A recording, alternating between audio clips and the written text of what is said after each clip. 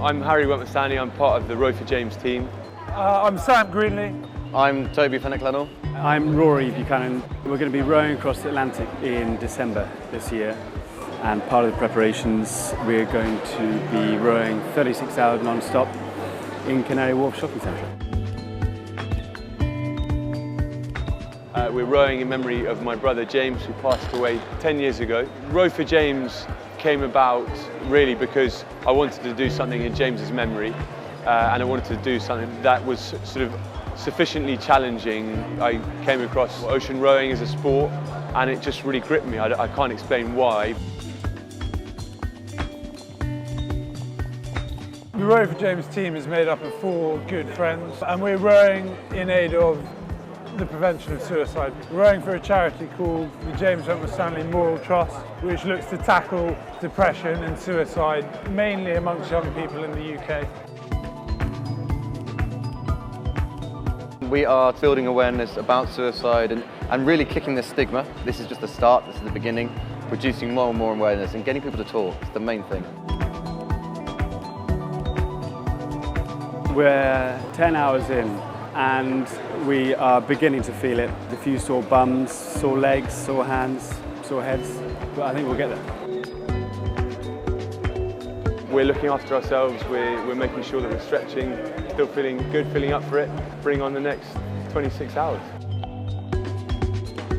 When Canary Wharf empties in a few hours' time, we're going to be rowing by ourselves through the night, and that's going to be pretty tough. So I think the great thing at the moment is that there's so many people around the place who are approaching us, wanting to know what we're doing, and it takes your mind off it. But as soon as it's just us and the rowing machine at 4 o'clock in the morning, it's going to be hell on earth.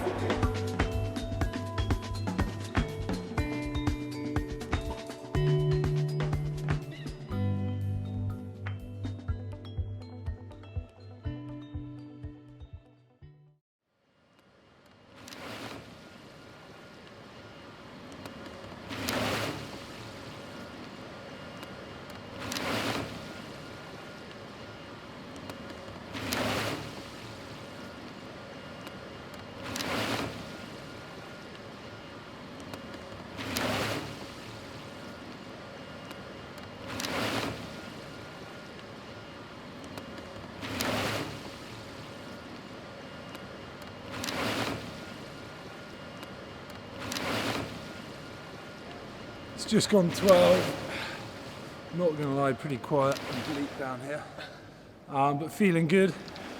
Harry and I are on the oars and cracking on till the break of dawn.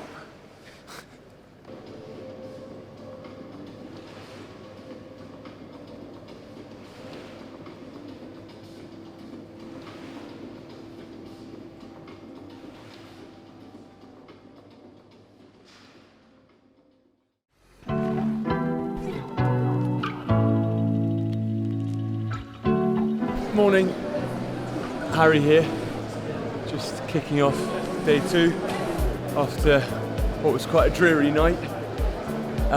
Nice to see some activity around and a few people back in the shopping centre. Bring it on.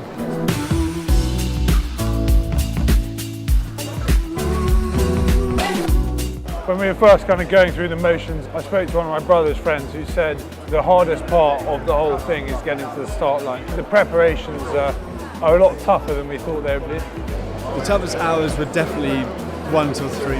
None of us have slept. You can't feel your hands, you can't feel your legs, you can't feel your back. Come 4 o'clock in the morning, I was all over the shop. There's no one around to take your mind off what you're doing. It's just slow monotony. I have had an hour and a half sleep since we set off at 7 o'clock yesterday morning. Probably isn't that great when you're rowing 2 hours on, 2 hours off. So touched by the close friends and family, and then also by the not so close friends that have made the effort to come down and support us. The main aim is a charity. It's the money raised. We're 4 boys. Of course, we're competitive guys. There's no point in winning the race if we're not raising the money we want to raise. The money that's raised by Row for James will go towards a new initiative, which is something called James's Place, which are crisis centres for those who are at risk of suicide, and it's somewhere that someone who's feeling particularly low and feeling that they might do something irreversible. That's Harry and I now done. And these boys bring it home, and the end is in sight. 5, 4, 3, 2, 1. Come on, boys! It's been great and it's been amazing. And really get our team name and the cause of what we're doing, trying to get it out there. So it's been a really good 36 hours.